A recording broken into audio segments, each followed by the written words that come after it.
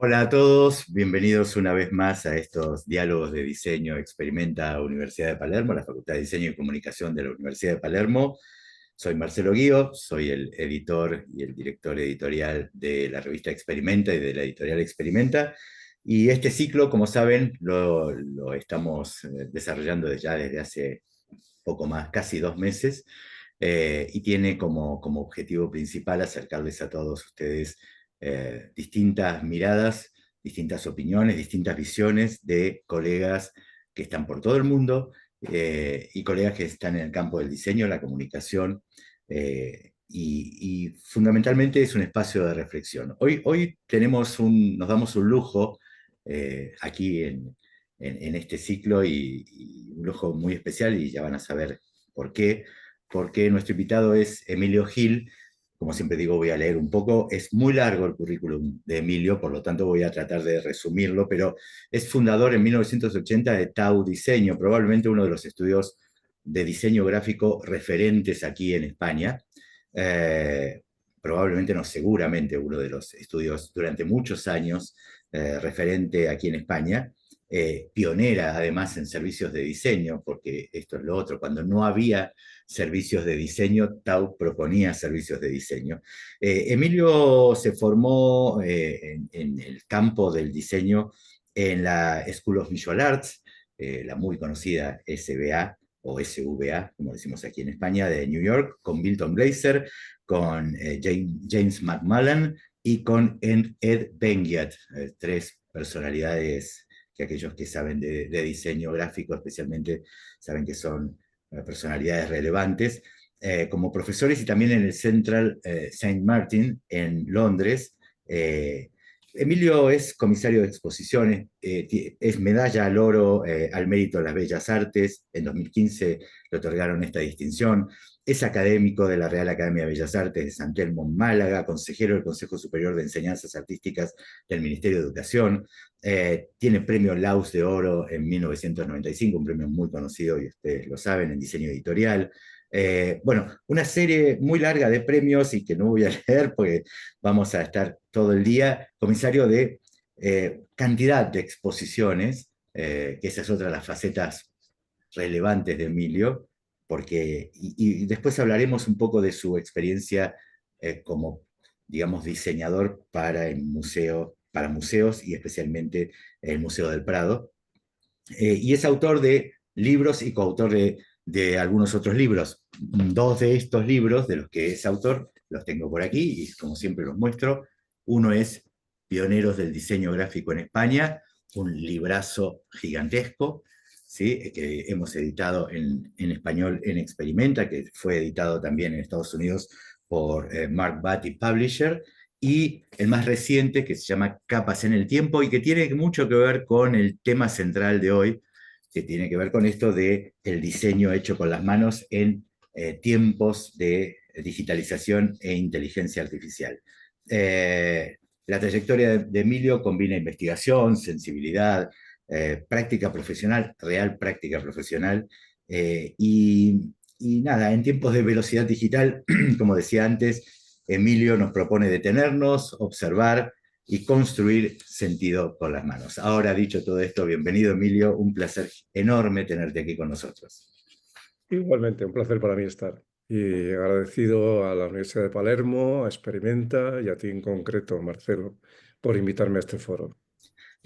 Sabes bien que siempre, como suelo decir también, tengo la suerte de conocer a todos los invitados desde otros lugares y como colegas profesionales. Y yo decía hace un par de semanas que es un lujo que yo me doy porque además me encanta conversar con gente a la que admiro y a la que reconozco especialmente.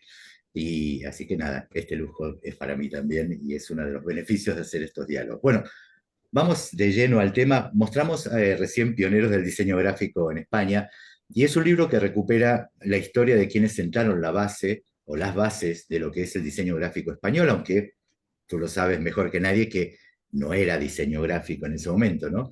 ¿Qué aprendizajes te dejó investigar sobre esta temática?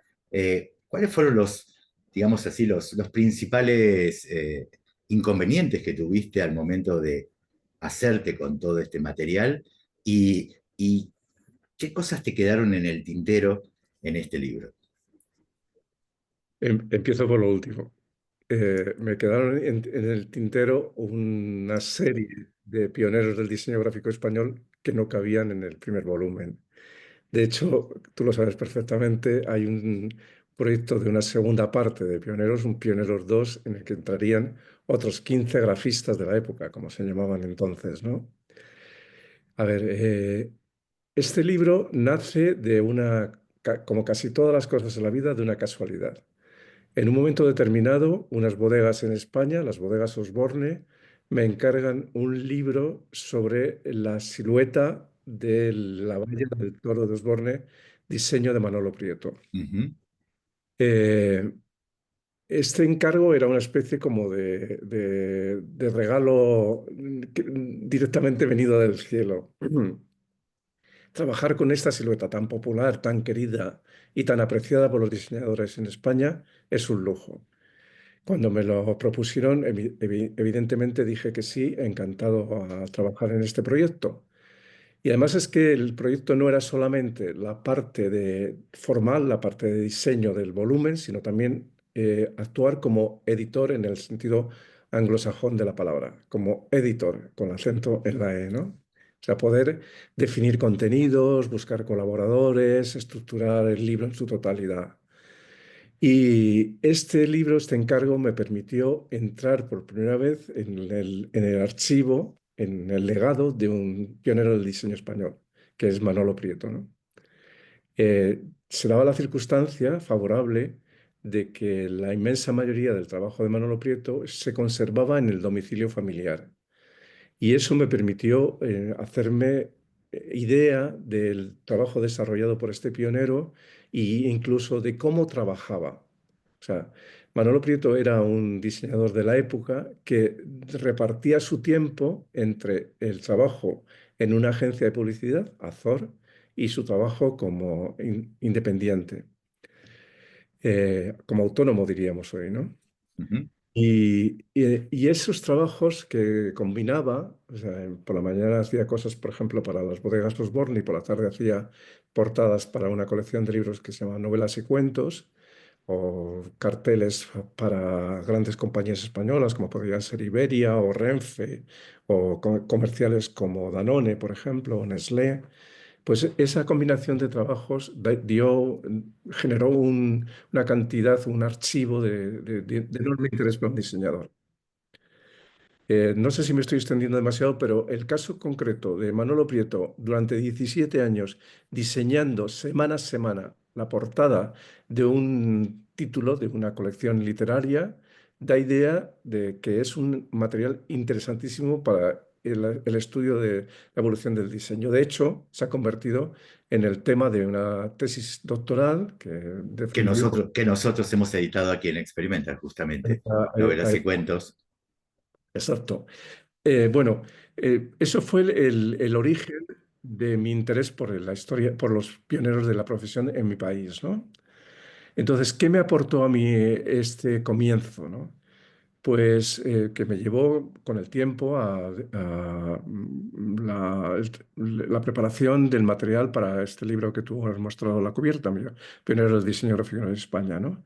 Pues me aportó, por un lado, el aprendizaje como investigador. Yo no soy historiador, Ujú, pero me vi obligado a aprender el oficio de investigador en temas de la historia del diseño español, ¿no? La localización de las fuentes, la catalogación del material, la definición de criterios, por ejemplo, diferenciar entre lo entrañable y lo válido. Para cualquiera que haya convivido con esas imágenes que aparecen en el libro, hay un punto de nostalgia, nostálgico, de juventud, de relaciones con familiares y todo este tipo de cosas. Pues saber deslindar entre lo que es saber separar de lo que es entrañable de lo que es interesante desde el punto de vista del diseño, es parte de las cosas que yo tuve que ir aprendiendo en este aprendizaje como investigador. Y luego está el aprendizaje del trabajo de los pioneros, de esta generación que no era un grupo consciente de serlo, simplemente coincidentes en el tiempo, coetáneos, ¿no? y cómo se adaptaban con un estilo propio a un encargo determinado. Eso es una Ujú. cosa que descubrí de esta investigación, de este trabajo. Cómo trabajaban individualmente o en agencias que ellos mismos creaban o se integraban en una organización ya existente, ¿no? El caso de Manolo Prieto, por ejemplo. Sí, El paso de proveedores de servicios creativos por ejemplo, a las empresas de arte gráficas a convertirse en clientes de esas empresas de arte gráficas, de esas imprentas, ¿no? Lo que Ana Calvera definió con es- una frase feliz, el paso de oficio a profesión. Me parece una síntesis estupenda de lo que de ese avance, ¿no? De esa evolución en la profesión del diseño en España. Otra cosa que aprendí era cómo trabajaban simultáneamente en proyectos muy diferentes, ¿no? Prieto trabajaba, como digo antes, como decía antes, en Azor por las mañanas y por las tardes, pues hacía carteles de teatro o este tipo de cosas, ¿no? Eh, eso es en definitiva el libro Pioneros que me llevó a interesarme por todo un grupo, una generación de artistas de un de grafistas de un enorme talento. y entiendo que además hay una complejidad extra, ¿no? Que por eso decías que estás trabajando en una segunda parte, porque la complejidad extra está y tomo algo que has dicho recién, ¿no? Esta separación entre lo entrañable, digamos, y lo que sería útil a los fines de la publicación. Claro, porque desde lo entrañable el libro tendría 50, 80 pioneros, porque siempre hay algo que está ligado a nuestra propia historia, ¿no? Y cuando empiezas a bucear y encuentras la información y empiezas a comprender el momento, el por qué, el para quién, etcétera, claro, se vuelve mucho más poderoso, ¿no? Y en eso entrañable. Y justamente te iba a hacer referencia también al rol de Ana Calvera en esto, ¿no? Que consigue definir, ayudarte a darle un marco muy preciso con algunas definiciones muy precisas no digo validar porque no, tu obra, tu trabajo no necesitaba validación especial, pero sí para darle un, un toque, digamos, sutil y potente al mismo tiempo sobre lo que significa esta obra, ¿no? Eh, ¿Cómo crees que esta mirada histórica, porque digamos que hay una realidad que es que hay bastante desconocimiento de la historia en general, en todos los temas, no hablemos solo del diseño ni del diseño gráfico, digamos que uno de los grandes males de la época es tenemos muchos datos y muy poca información y muy poca capacidad de entender la información. Pero en lo que a nosotros nos atañe, por ejemplo, en este caso, el diseño gráfico, claramente el desconocer la historia es un problema, si se quiere, al momento de diseñar, ¿no? ¿Cómo crees que esa mirada histórica puede ayudar a las nuevas generaciones a entender no solo el pasado, sino también entender el presente del diseño? No sé, y la profesión ha cambiado enormemente desde los años que se contemplan en Pioneros, que en concreto es desde el año 39, finalización de la Guerra Civil en España, hasta el año 75, la muerte del general Franco. Un periodo acotado en el que el país se transforma y se transforma en muchos sentidos, también en el desempeño profesional, ¿no? Por eso me interesaba acotarlo, ¿no? Entre otras cosas, porque ya la generación siguiente, no la generación de los pioneros. En España hay una segunda generación, por decirlo de alguna forma, en la que destacan nombres como Alberto Corazón o Pepe Cruz Novillo, y una tercera generación que es la mía ya, ¿no? Y Ujú. una cuarta generación, una quinta, lo que se quiera, ¿no? La situación ha cambiado tremendamente. O sea, hemos pasado de autodidactas, o sea, porque no existían estudios de diseño, no existía la posibilidad de formarse como diseñador. En España no existía. No, de hecho tú te formas, digamos, la parte formal de tu formación, vas a Nueva York, vas a Londres, es decir, tú Yo mismo, vengo del campo de la arquitectura. claro, claro. Los diseñadores en España eran gente que o había asistido a la Escuela de Artes y Oficios o que veníamos de arquitectura o venían de Bellas Artes, pero no existían grados de diseño como tal, ¿no? Y eso, bueno, no existían tesis doctorales. Experimenta ha publicado una Ujú. tesis doctoral, como decías antes, la de Juan Aguilar, con ocasión de su investigación sobre los Manolo 16 Prieto. años de Manolo Prieto trabajando para novelas y cuentos, ¿no? Esa esa búsqueda, yo creo que de una concreción de algo que es un oficio y pasa a ser ya una enseñanza reglada con todo lo que eso supone de fases en la formación y capacidad de ir creciendo en conocimiento, me parece que es uno de los grandes cambios que ha habido con respecto al, a la situación. Me preguntabas que cuál, o sea, qué Sí, consecuencias para sí, los digamos, diseñadores. ¿cómo puede ayudar a las nuevas generaciones Mira, yo creo que el entender la historia, ¿no? yo creo que puede ayudar en un sentido que es eh, cómo un diseñador tiene la obligación de encontrar su propia forma de concebir su profesión. O sea, un ejemplo que a mí me parece significativo. Miguel Fisac, que es uno de los grandes arquitectos españoles, eh, en sus memorias cuenta que él durante mucho tiempo estuvo trabajando con dos ideas fundamentales para desarrollar sus proyectos. Uno de ellos era la atención a las personas y al paisaje, al entorno, y la segunda era los materiales autóctonos. Pero no se conformaba con eso. Sabía que eso era parte del contenido de esa concepción Ujú. global que tiene uno que tener sobre su propia profesión. Y en un momento determinado incorpora una tercera pata a esa concepción, que es estudiar la función de un edificio por partes y saber cómo se relacionan esas necesidades funcionales con fragmentos de un edificio. No solamente con fragmentos, sino con la dimensión necesaria para esas partes y cómo se relacionan unas partes con otras para cumplir globalmente la función. Esa es la tercera pata que consigue para sentirse que ha encontrado su concepción de su profesión. Yo Ujú. creo que eso es algo que un diseñador debe de tener. Y de alguna forma creo que es algo que tenían los pioneros. Eso es también parte de la enseñanza que los pioneros nos dejan. Probablemente porque, claro, como bien decías, la formación de muchos de ellos venía del campo del arte o de la arquitectura, pero fundamentalmente del campo del arte, muchos de ellos, por eso eran artistas gráficos, ¿no? Que ingresaban en el mundo de la comunicación a través de la publicidad, por ejemplo. Eh, si tuvieses que resumir brevemente una idea, digamos, de cuál es la herencia más importante desde la perspectiva de hoy, que han dejado estos pioneros iniciales, ¿no? Los de la primera generación de pioneros. Eh, yo intuyo que ya un poco está respondido en el tema de, bueno, este paso del oficio a la profesión, ¿no? Esto es lo primero, pero no por una decisión en el sentido de vamos a convertir este oficio en una profesión, sino que el hacer, la práctica, fue generando el marco para esto. Pero ¿crees que hay otra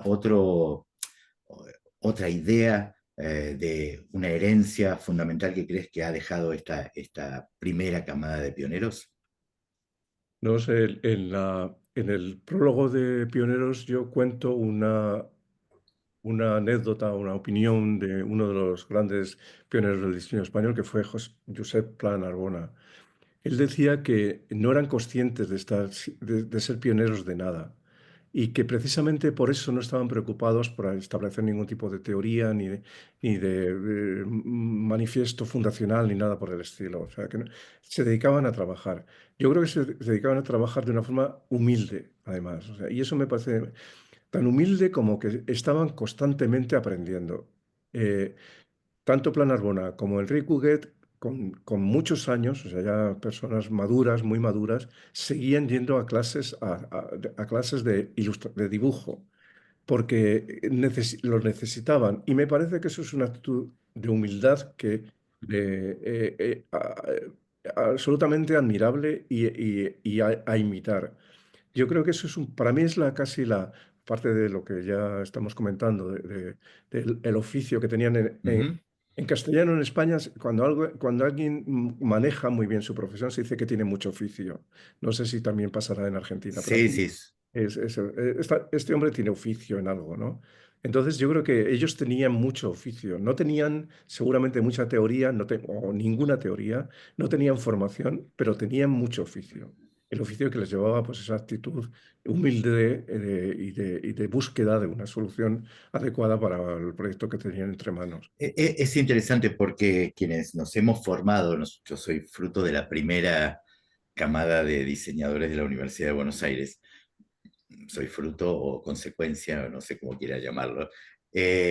Y es muy interesante porque nosotros fuimos formados por nuestros referentes que no eran los pioneros pioneros del diseño gráfico en ese momento en Argentina, pero eran camadas como la tuya, es decir, la que seguía a todo esto.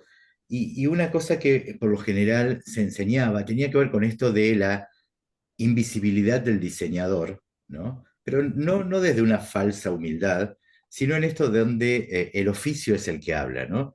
Y me parece que a veces tenemos como un cierto afán de trascendencia, cuando lo verdaderamente trascendente es el trabajo y lo que este trabajo implica para el resto de la gente, ¿no? Por eso Frascara tiene un libro, Diseño Gráfico para la Gente, por ejemplo, ¿no? Que habla con eso. Pero bueno, no me quiero ir por este tema. Quiero ir ahora a la otra parte que nos va a dar pie a lo que estábamos hablando hoy, que tiene que ver con el uso de las manos y en tiempos digitales. Y quiero ir a este segundo libro propio.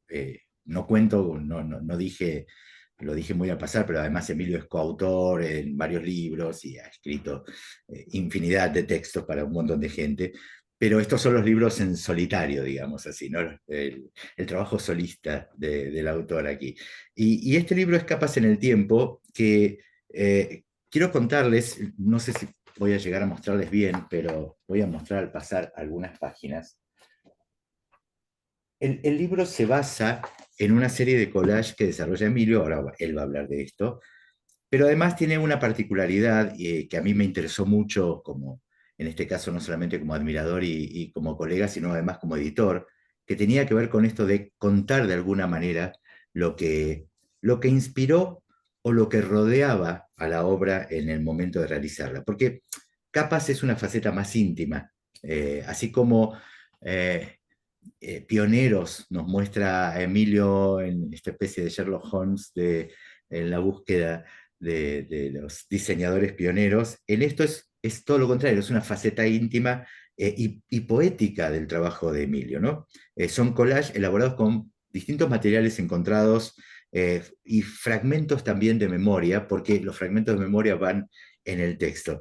¿Qué te llevó a hacer esta exploración manual, por un lado, que tiene que ver con, de alguna manera, con tu desarrollo en las artes? Y, sin embargo, ¿qué tienen de especial estos collages a diferencia de los collages que podemos ver en cualquier obra de arte, ¿no? Pues mira, vamos a ver, si quieres, primero voy a definir lo que para mí es la palabra capas el sentido de capas en el título del libro, ¿no? Eh, el término capas lo entiendo como conocimiento y experiencias que se van acumulando unas sobre otras como estratos o niveles de sentido. Eso es como lo entiendo, ¿no? ¿Qué me lleva a mí a hacer este libro? O sea, como consecuencia también de una trayectoria anterior, evidentemente, ¿no? Eh, Cuento la parte anecdótica. Yo durante años compraba en un kiosco de prensa de la Puerta de Alcalá de Madrid, todos los lunes compraba el Independent on Sunday, un diario londinense que tenía un suplemento de domingos, ¿no? Entonces, de una forma, yo creo que no consciente, yo iba recortando trozos de del periódico que me interesaban en un sentido o en otro, ¿no? Una marca, un logo que me llamaba la atención, un bloque tipográfico, un titular, una tipografía que me sorprendía y todo eso. Entonces, iba guardando ese material y en vez de guardarlo en vertical, acumulando una capa encima de otra, lo guardaba en horizontal, pegaba esos fragmentos sobre unas cartulinas además de una de promoción de una papelera. Entonces, claro, o sea, era imposible, nobleza obliga, era imposible que esos fragmentos cayesen de cualquier forma. Y yo los iba pegando, componiendo unos con otros, y al final si una parte tenía una curva abierta hacia un lado, pues, y otro tenía una curva contraria, pues entonces aquello, claro, encajaba, y ese tipo de cosas, ¿no? Entonces, ese era mi Pinterest. Mi Pinterest era este tipo de materiales, ¿no? No solamente del Independent Sunday, sino de otras publicaciones, evidentemente. Pero en el año 2003, dos comisarios de exposiciones en España, que son mm, ah, Raquel Pelta y Paco Rayo, comisariaron una exposición que se titulaba Sin límites, visiones del diseño actual. Y nos pidieron a una serie de diseñadores que mandásemos ese tipo de trabajos que se habían quedado en un cajón porque el cliente los había rechazado, porque no los habíamos presentado, o lo que fuera, ¿no? Entonces yo en vez de mandar ese tipo de, o sea, en vez de atenerme literalmente o estrictamente a lo que me estaban pidiendo, mandé estas cartulinas de muestras que yo había ido componiendo, ¿no? De cosas que me interesaban. Y sorprendentemente para mí, mis colegas, además colegas que respeto mucho, me dijeron, oye, Emilio, este material tan bueno que tienes, ¿por qué no lo habías enseñado antes, ¿no? Y eso me animó a empezar a desarrollar esa carrera paralela trabajando con la técnica del collage. A ver, la generación de los pioneros, volviendo otra vez a los pioneros, casi todos ellos tenían una componente en su personalidad de artista frustrado. Casi todos ellos. Muchos de ellos, en los últimos años de su vida, no les interesaba el diseño, les interesaba el arte. Manolo Prieto es un pintor frustrado. Plan Arbona era un pintor frustrado que en los últimos años no le interesaba el diseño. Y muchos de ellos, Jordi Fornas, por ejemplo, otro más, ¿no? Entonces, y la generación siguiente les ¿Qué pasa te lo iba a decir? Cruz Novillo, Alberto Corazón, parece, todos les parece terminan siendo artistas. que lo que se podría considerar un complejo atávico de no ser, no ser artistas, ¿no? Entonces yo nunca quise caer en ese peligro, en esa tentación, en ese complejo de no ser artista, pero de alguna forma sí que me di cuenta de que trabajar con la técnica del collage me aportaba una serie de cosas que no me aportaba el diseño. Directamente no me lo aportaba el diseño. Por ejemplo, la libertad de hacer un proyecto sin ningún tipo de condicionante. Y eso enriquece mucho. O no tener que ajustarse a las opiniones o en algunos casos a los caprichos estéticos de un cliente, sino simplemente a mis caprichos estéticos, ¿no? Ese tipo de cosas, o sea, evidentemente ayudan mucho, o sea, proporcionan mucha información en el trabajo. Para que te Pero, haga... al mismo tiempo creo que es interesante porque realimenta también esa vía de escape.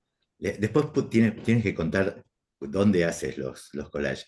Eh, pero esa vía de escape de alguna manera te permite también retroalimentar, no solamente en tu visión como diseñador, el diseñador de oficio, el que responde al cliente o al requerimiento, sino que amplía obviamente la mirada desde lo visual, pero también te permite esta vía de escape, ¿no? Es decir, bueno, libera un poco de presión y creo que de alguna manera eso también, porque como bien dices, no pasa por si eres artista en el sentido más amplio de la palabra, eres un diseñador que trabaja con una visión artística, ¿no? Y eso está claro en los collages de tu libro, ¿no? Porque hay una mirada. Y con respecto a eso te quería hacer una pregunta. eh, ¿Qué lugar tiene el azar en esta forma? Porque tú dijiste muy bien antes que, bueno, hacías los recortes, los montabas sobre un cartón, una cartulina, y simplemente, podríamos decir, tu oficio te permitía ver dónde encajaban las cosas, ¿no? Es decir, una curva, una contracurva, un plano, pero ¿hay algo de azar en este planteo que tú haces en cada uno de estos collages? Yo creo que el azar es constante y la intuición. estar funcionando todo el tiempo. O sea que, a ver, hay una frase de Moholy Nagy que a mí me gusta reflexionar sobre ella, que dice que él dibujaba una línea y la ponía a viajar. Ese poner a viajar es algo que yo creo que me ocurre cuando trabajo con la técnica de collage. Y normalmente lo que hago es sobre una superficie determinada en un formato que esté trabajando. Ahora mismo estoy trabajando en formato 70-100, pero también trabajo en formato 12x12. Ahora explicaré, yo creo que cosas interesantes de estos dos formatos, ¿no? Eh, el, esa forma de encontrarse, o sea, de poner a viajar algo, o sea, algo que está sobre una superficie, hace que el azar funcione muchísimo.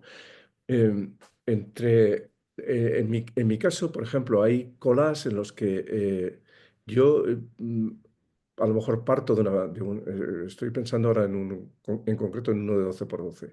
Parto de una figura sacada de un programa, de un musical londinense en la que se ve una jovencita de color.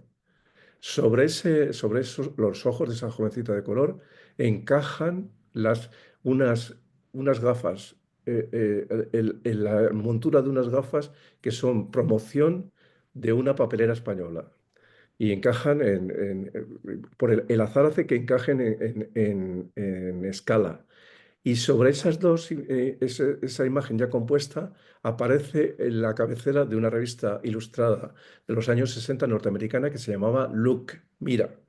Entonces, eso no estaba previsto al principio. O sea, yo parto de una figura y el azar y la intuición me va llevando a encontrar otra serie de cosas.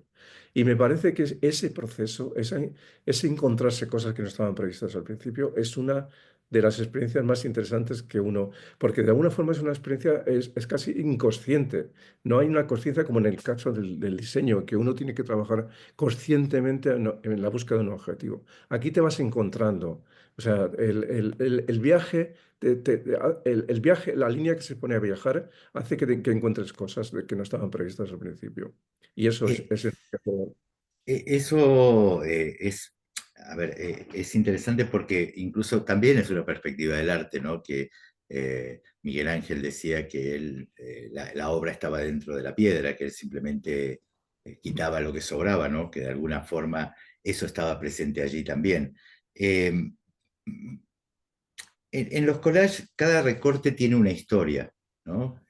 Como bien estabas contando, ya sea la historia de dónde ibas a buscar la publicación en Madrid, que fue la base, de alguna manera, de esta colección de trabajo.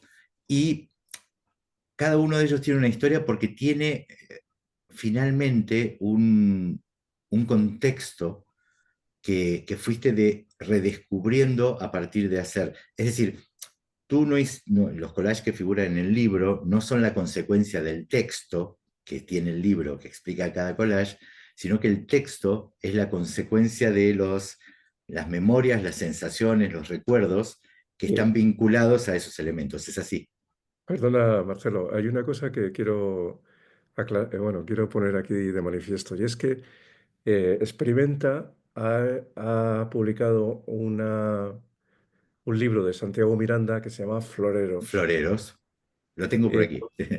Floreros es un libro en el que, según cuenta Santiago Miranda, él tenía una colección de ilustraciones de flores bueno, aparte de que el título en sí mismo ya es significativo o prometedor, ¿no? Flor y eros, ¿no? Esas dos palabras juntas, ¿no?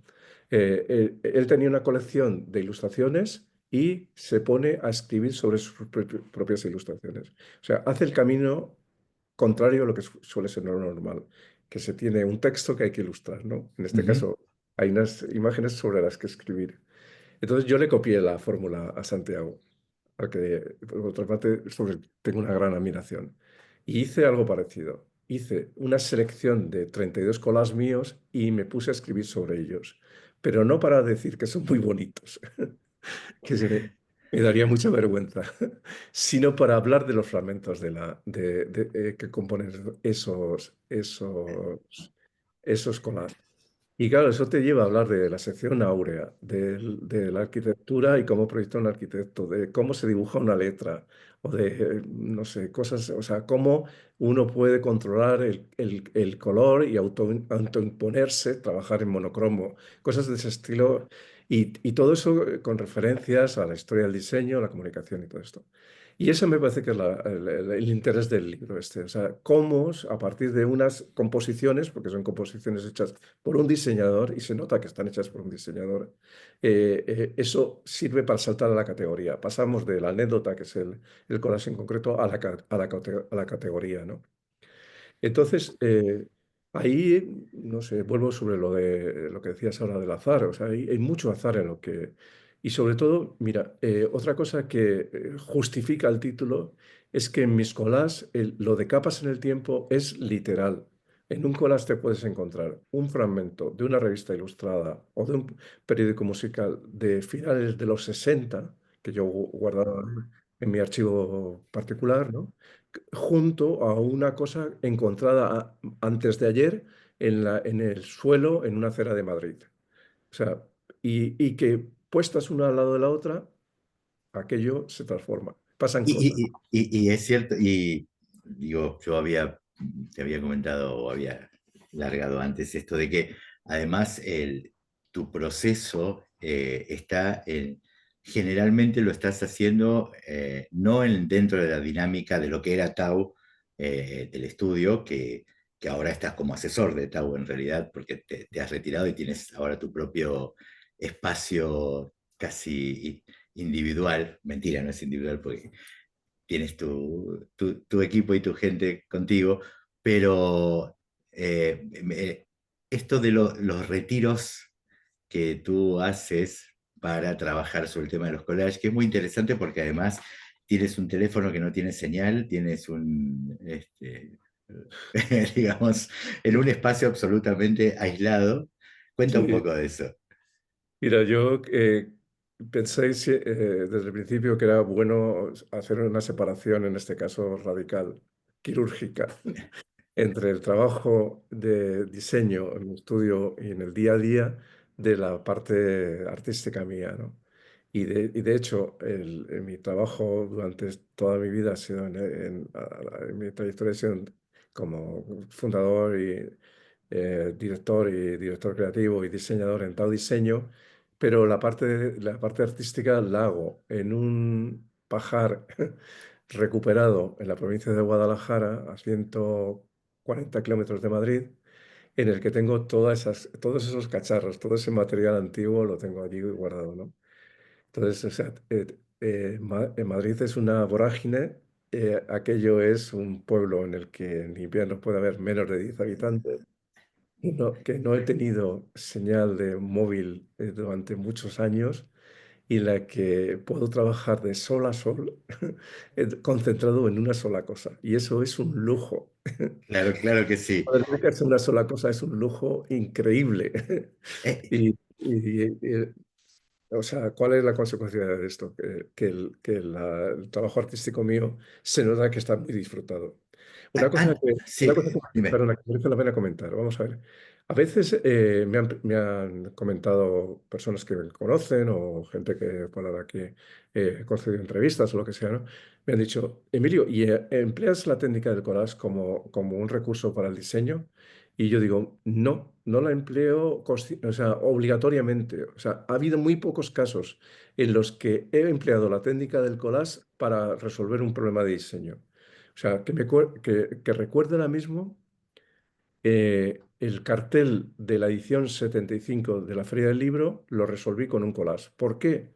Porque la Feria del Libro de Madrid en aquellas ediciones era una feria del libro físico, no era digital. Y por lo tanto me parecía coherente resolverlo con los propios materiales o sea, con los que se hacen collages, ¿no? O sea, cartulinas, papeles, muestras de Pantone, muestras de escritura, escritura manuscrita, cosas que remiten al inicio también de la lectura y la escritura por parte de un niño, entonces esos serían los elementos que están en el cartel de la Feria del Libro. Pero es una excepción, o sea, normalmente yo no he recurrido a la técnica del collage se podría decir, bueno, son dos líneas paralelas, pero se pueden establecer puentes. Pues sí, se podrían establecer puentes, pero yo no lo utilizo. Es más, cuando intento, cuando me encargan un collage o conscientemente un cliente que ha visto collage míos y que quiere que le resuelva algo que me están cargando con un collage, generalmente me bloqueo no me funciona bien. Prefiero que haya esa libertad de creación en la parte artística sin embargo, un rigor atenerse a un encargo, a un proyecto y unos requerimientos en la parte de diseño. Antes de ir a la última parte, digamos, pues ya nos vamos a ir quedando sin tiempo, no quería dejar pasar también tu experiencia en trabajar en probablemente uno de los museos más importantes del mundo, sin dudas, es uno de los museos más importantes que es el Museo del Prado. Y tuviste la oportunidad, y todo tiene que ver con todo, ¿no? El diseño, el arte, y en este caso integrado con un cliente, puntualmente un cliente de altísima complejidad, además porque se trata del Museo del Prado. Eh, digamos, ¿qué crees que te permitió, primero, acceder a tener la posibilidad de dar respuestas a este tipo de cliente tan complejo? Y por otra parte, ¿qué aprendiste de esta relación con el Museo del Prado? Fue un privilegio absoluto. O sea, eh, yo el otro día intervine en una sección que se emite desde el Museo del Prado diariamente, que se llama Los Directos del Prado. Y en un momento determinado me preguntaron también sobre mi relación, o sea, mi trabajo durante este tiempo con el museo, ¿no? Y básicamente, desde mi estudio hacíamos dos tipos de trabajos o de contenidos, o dábamos dos tipos de servicio. Uno de ellos era la difusión de las actividades del Prado y otro era la relación de los visitantes con el espacio físico, con el museo, ¿no? Entonces, en la parte de la relación, de la difusión, pues crear la gráfica de las exposiciones temporales para mí fue un lujo. En el caso, por ejemplo, además coincidió el trabajo hecho para el Museo del Prado con la celebración de su bicentenario. En el estudio hicimos la imagen de las exposiciones más importantes, tal vez históricamente, que ha tenido el Prado. Hicimos una exposición que se llama Miradas afines, que eran Vermeer, Rembrandt y Velázquez, por ejemplo, ¿no? Hicimos una exposición que se tituló Fra Angelico y los orígenes del Renacimiento en Italia, con el mayor especialista del Renacimiento en el mundo, un norteamericano que vive en Florencia, ¿no? O sea, la relación con los comisarios de las exposiciones, las aprobaciones que cada uno de los proyectos tenía, que tenía tres filtros: el Prado de Difusión, el comisario o comisaria de la exposición y el director del museo. O sea, pasaba por tres filtros, ¿no? Entonces, esa relación y Hay una anécdota que yo creo que define muy bien el rigor con el que se trabaja en el Prado. Y es, en una exposición sobre dibujos de Goya, yo me recuerdo a mí mismo, un lunes a las 9 de la mañana, con el comisario de la exposición, el director del museo, otra persona de mi equipo y yo, eligiendo entre tres tonos de blanco que habían puesto en muestras en la pared. Tres tonos de blanco. Yo creo que eso da una idea de cómo se trabajaba, cómo trabajamos este tipo de cosas. Pero hasta el detalle de estudiar cada una de las cartelas, ¿no? Las particiones de las líneas, que el resultado del bloque tipográfico fuera atractivo, que por supuesto que tuviera legibilidad. Todo ese tipo de cosas. eh, y, y además de trabajar con un material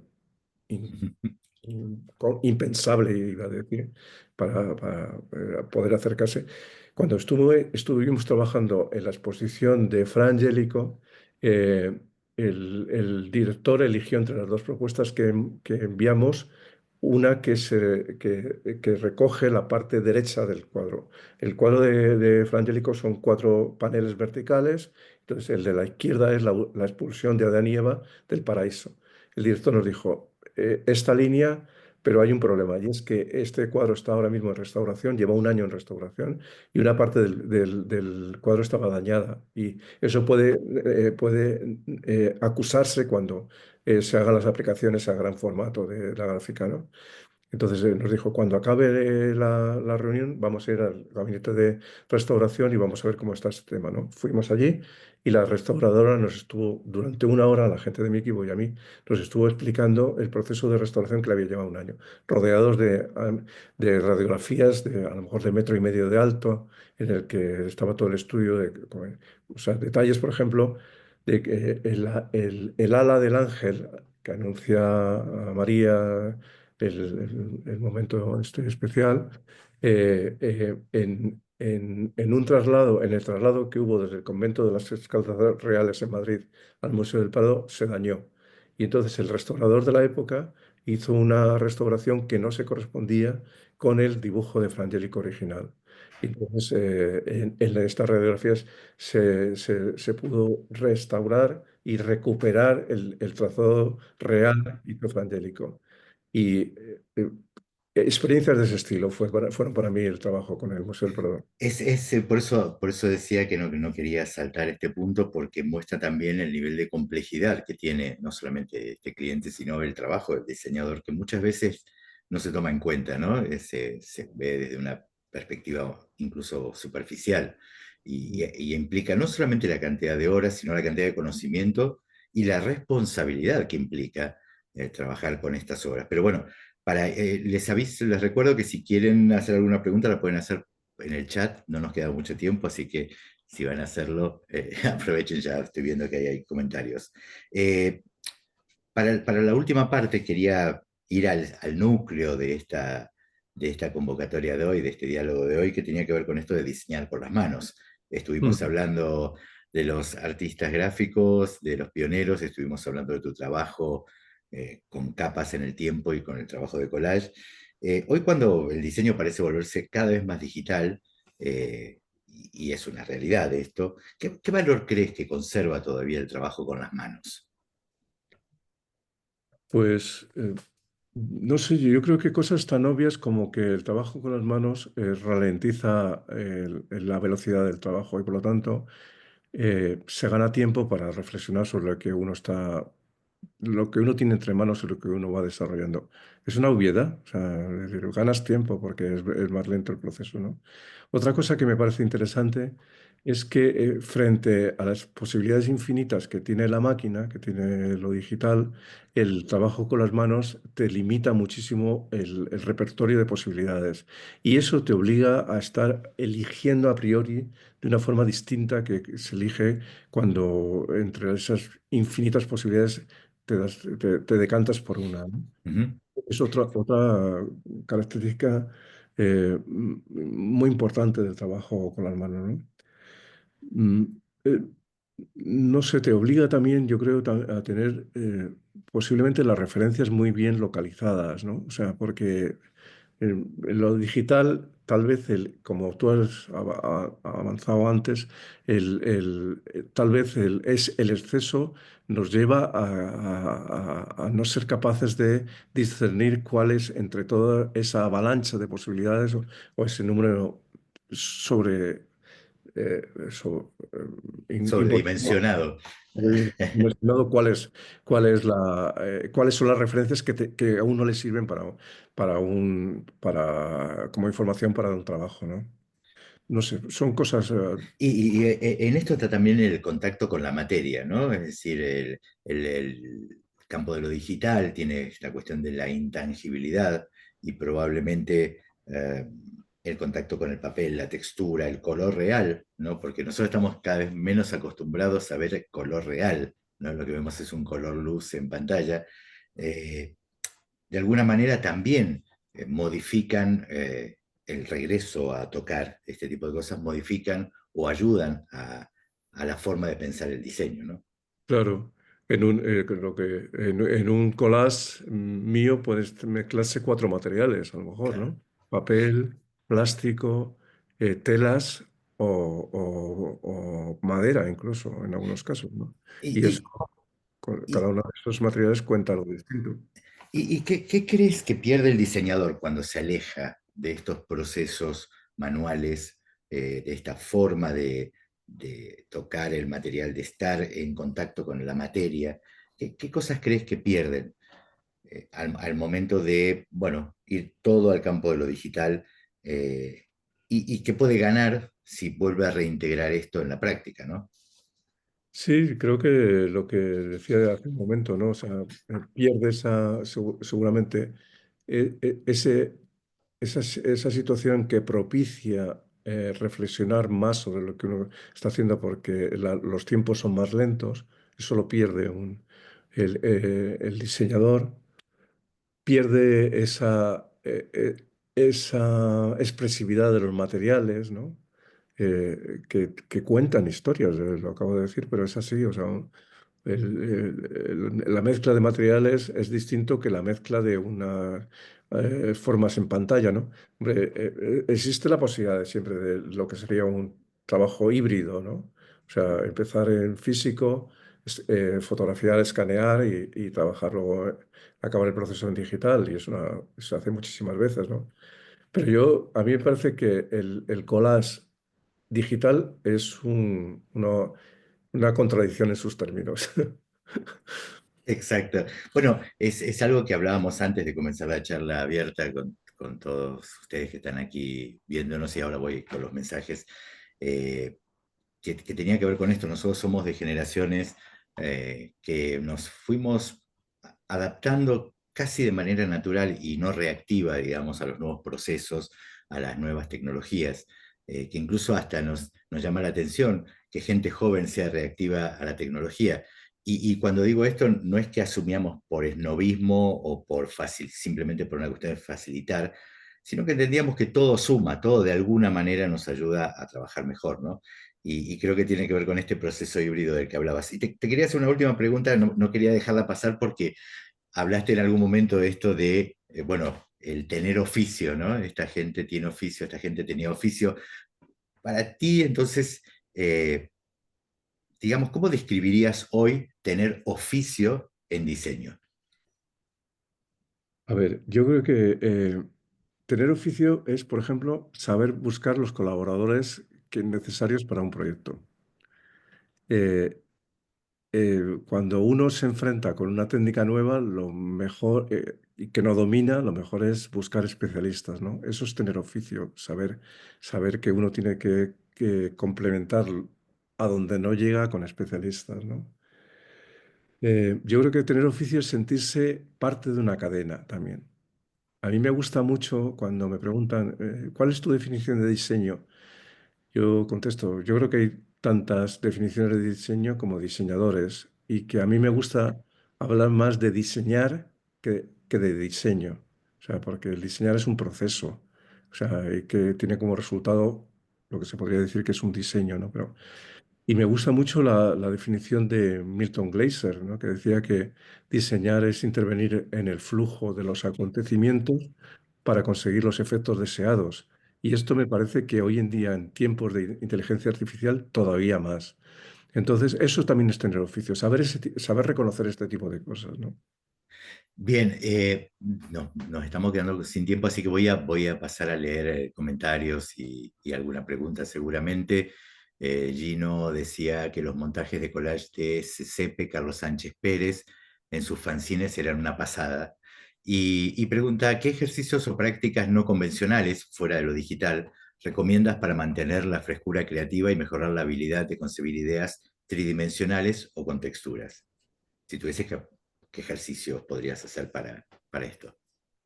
Mira, yo vuelvo ahora sobre los blancos del Museo del Prado.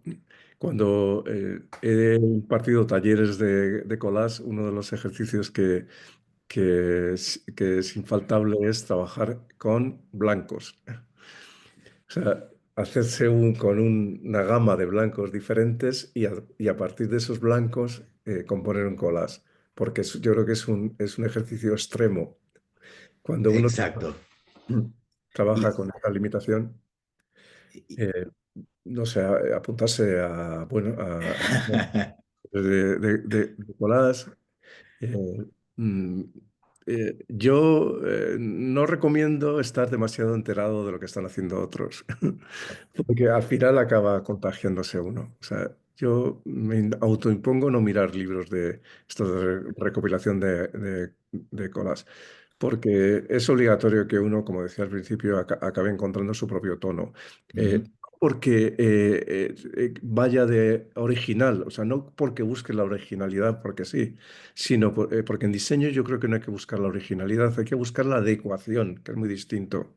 No hay que sorprender, no hay que jugar con un estilo propio o con una impronta de autor, sino que hay que jugar el papel de alguien que resuelve una necesidad. Y eso muchas veces es renunciar a un estilo de autor. Entonces, pero a lo mejor en la práctica, o sea, en la faceta artística sí que es bueno buscar un estilo de autor propio. Luis Felipe Jauregui decía que buen mensaje es ser humildes y continuar avanzando, esto que teníamos que ver con los pioneros, ¿no? En el oficio. Sin embargo, ¿creen que el tema del oficio terminará con las nuevas herramientas de la IA? Por otro lado, ¿consideras, Emilio, que la técnica del collage digital ahora es aplicable usando la IA, aumentando las posibilidades creativas? Bueno, en parte ya lo habías respondido, justamente que no creías en eso, especialmente que digamos que crees más en el collage a mano y en la textura, pero ¿crees que el oficio terminará con la aparición de las nuevas herramientas de IA? No lo sé, yo creo que lo que ocurre con la IA es que todo es demasiado reciente. Vamos a necesitar unos años para empezar a sacar consecuencias, ¿no? Realmente cómo afecta a todo, a cualquier nivel del comportamiento humano casi, ¿no? O sea, yo creo que es pronto para pronunciarse sobre en qué medida nos va a afectar la inteligencia artificial o no. Sí, sí. Bueno, justamente de esto hablábamos antes de comenzar, que ustedes no estaban en la conversación, y que tenía que ver con eso, ¿no? Bueno, probablemente también cuando aparece el Photoshop y dejamos de hacer ilustraciones a mano o aerografiadas, cuando aparece el aerógrafo, era en detrimento del pincel y del plumón. Eh, bueno, probablemente, como bien dice Emilio, son tecnologías que están en una etapa muy primitiva todavía y que finalmente, bueno, diseñar no tiene que ver necesariamente con el condicionante de una herramienta, que es la IA, sino también, como bien dice Emilio, y coincido, o como decía siempre Ronald Shakespeare, diseño es plan mental, ¿no? Y tiene que ver con el proceso. Bueno, creo que tiene que ver con el proceso. Sigo, porque si no, no llegamos. Gino dice a Marcelo Guío, como diseñador, autor y editor, cómo influye la práctica manual en la curaduría y la visión conceptual de un proyecto, sea un libro, una campaña. ¿Y cuál es la principal lección de su práctica manual que aplica a la dirección estratégica de un proyecto? Uf, es complicado. En realidad, como editor, la cuestión, si se quiere, la práctica manual en la curaduría no me es ni un condicionante ni un aliciente. Es decir, como editor, lo que trato de encontrar es aquello que creo que puede ser de interés para el mayor grupo de gente que tenga que ver con el campo al que el libro o la obra va dirigida. Y en función de eso, fruto también del conocimiento que tengo por ser diseñador del sector. La visión conceptual sí es más difícil muchas veces y trato de intervenir lo menos posible en la visión del autor. Con Emilio hablamos, por ejemplo, sobre capas en el tiempo previo a que tomara la forma definitiva, pero lo que trato de hacer como buen diseñador es tomar la información con la que cuento, ver cuáles son las necesidades y los objetivos de mi cliente, en este caso el autor, y hacer coincidir lo que mi cliente quiere con lo que nosotros queremos y necesitamos, fundamentalmente como editorial. Pero como editor, obviamente hay veces que tengo que tomar decisiones que no son agradables, que es decirle a alguien que el libro no está dentro de lo que es nuestra oferta como editorial. Pero bueno, da para largo, eso daría para un diálogo a la inversa. Cuando quieran hablamos sobre el tema de edición y el tema de edición de libros y el tema de edición de libros de diseño, que es todo un tema en sí mismo. Rosario dice, te pregunto a ti, que la inteligencia artificial va a quitar oportunidades laborales a los diseñadores y artistas como si fuera otra revolución industrial? Yo creo que sí, de momento parece que sí. Pero no estaríamos tan seguros. Sí, lo que pasa es que ahora el tema es saber qué nicho le queda al diseñador. O sea, con esta nueva herramienta, ¿cuál es el nicho que le queda al diseñador para que realmente se convierta en una herramienta a favor de unas ideas que el diseñador está planteando de partida? Ese me parece que es el gran reto, ¿no? Saber eso, qué nos va a quedar.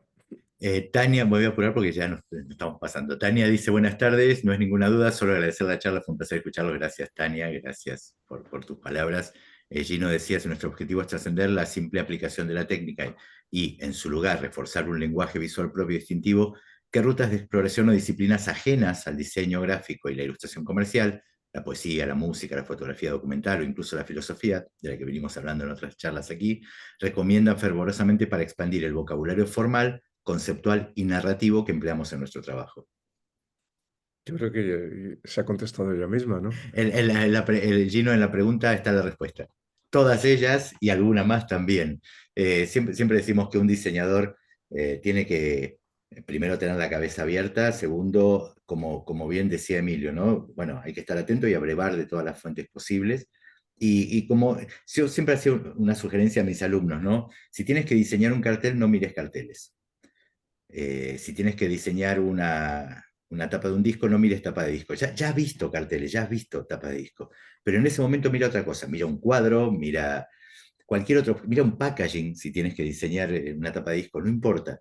Pero como decía Emilio recién hace poquito, con esto de trato de no mirar los collages de los otros, sino y no como un gesto, digamos, de que no me quiero parecer a nadie, sino para justamente no cargarme de esto. Bueno, sigo. Hay Sí, una sí, recomendación sí. nada más. Una de las cosas que esta chica eh, ha dicho en esa relación de temas que ayudarían a formarse como diseñador estaba la poesía. Hay un poemario de Joan Margarit que se titula Cálculo de estructuras, un título muy poco poético. Margarit era poeta, pero era también catedrático de cálculo de estructuras en la Escuela de Arquitectura de Barcelona. Entonces, ese libro tiene un epílogo en el que Margarit cuenta lo que él considera que son las condiciones que tiene que tener la buena poesía. Yo lo recomiendo mucho. Me parece que Bien. es magnífico. O sea, es una síntesis estupenda. Aquí Gino dice, bueno, finalmente gracias por la charla tan nutritiva, además de un paso histórico, nos dejaron pautas muy valiosas, gracias Gino. Diana Villalba dice, entonces recomendaría más hacer manual que digital, más para un diseñador que se dedica más a lo digital. No, creo que tiene que ver con lo que decía Emilio, ¿no? Es un híbrido. ¿Por qué es una cosa? Digo yo esto, ¿no? ¿Por qué es una cosa o la otra? ¿Por qué no son las dos cosas? Porque todo te alimenta, todo te da información, todo te da aprendizajes. Yo creo que no hay que abandonar lo digital en detrimento o tomar lo digital en detrimento de lo manual o de la práctica manual y a la inversa. Es decir, ambas cosas se retroalimentan. Bueno, nada, se nos ha ido el tiempo. Escuchar a Emilio es también es recordar no solamente el tema de la historia del diseño, es también un gesto como en las capas, ¿no? Es un gesto de cuidado, de cortar, de pegar, de combinar, de observar, de volver a empezar, una cuestión que tiene que ver mucho con el diseño, ¿no? Esto de volver a empezar todo el tiempo. Y también los libros de Emilio, hasta en el caso de Pioneros y de Capas, son al mismo tiempo un homenaje y una advertencia, ¿no? Porque no hay futuro en el diseño sin memoria del oficio. Y esto es algo que tenemos que tener en claro todos. Si no tenemos conocimiento de la historia y si no sabemos desde dónde venimos, difícilmente podamos construir un camino hacia adelante. Así que bueno, entre papeles, capas, relatos, Emilio nos sigue recordando que el diseño sigue siendo ante todo una forma de mirar el mundo con sensibilidad, con rigor y con emoción. Y dicho esto, Gracias, Emilio, por este tiempo, por esta hora. Gracias a ti, Marcelo. Y Gracias. ha sido, como dije al principio, es un placer enorme tenerte aquí. En realidad con Emilio podríamos estar muchas horas hablando porque apenas hemos rasgado la superficie de los temas y de la experiencia de Emilio en el mundo del diseño gráfico y todo lo que ha hecho y lo que sigue haciendo a día de hoy. Nada más, nos vemos el próximo jueves, los esperamos como siempre. Gracias, Emilio, nuevamente, un placer. Gracias, Marcelo. Gracias a ti. Chao a todos, hasta el próximo jueves.